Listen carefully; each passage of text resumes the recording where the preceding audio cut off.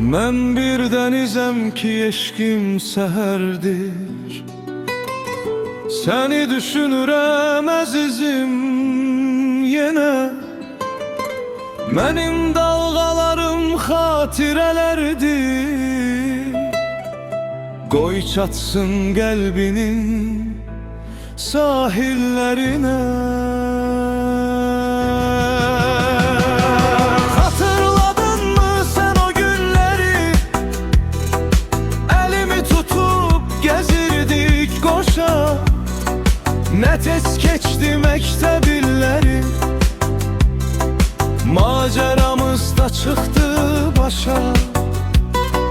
Sənin üçün qaçırdım dərsdən, görüş yeriydi Xəzərin sahili.